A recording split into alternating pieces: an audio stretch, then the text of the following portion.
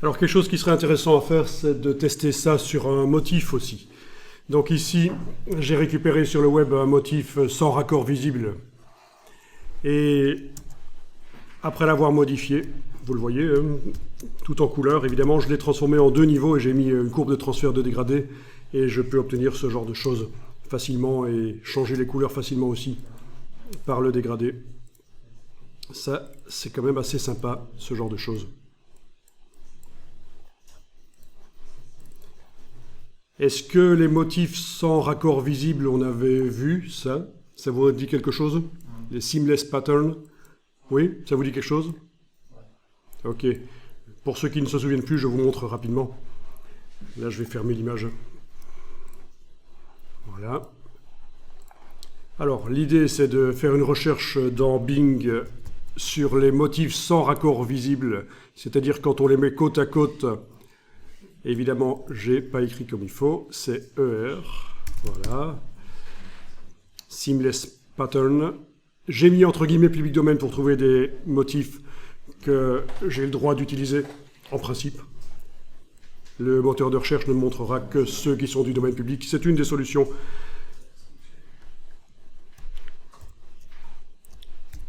Ok, alors, je vais tester avec éventuellement un autre ici.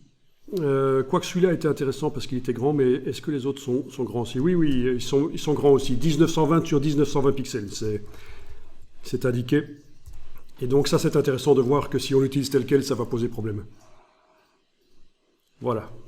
Donc j'affiche l'image du motif sans raccord visible. Je l'enregistre. Voilà. Alors, regardez bien, si vous vous souvenez plus surtout comment ça fonctionne. J'ouvre dans Photoshop le motif. Donc, j'ai vu déjà dans le moteur de recherche que la taille de cette image est 1920 pixels sur 1920. Ça veut dire que si je veux répéter le motif plusieurs fois, il va falloir que j'utilise ça sur une image immense, 8000 pixels ou 10 000 pixels. On est d'accord, hein, mais je vais faire différemment. Je vais malgré tout l'utiliser dans une image qui ne fait que 2000 pixels sur 2000. Alors, d'abord la première étape, c'est d'envoyer le motif dans la palette des motifs de Photoshop en faisant édition, utiliser comme motif.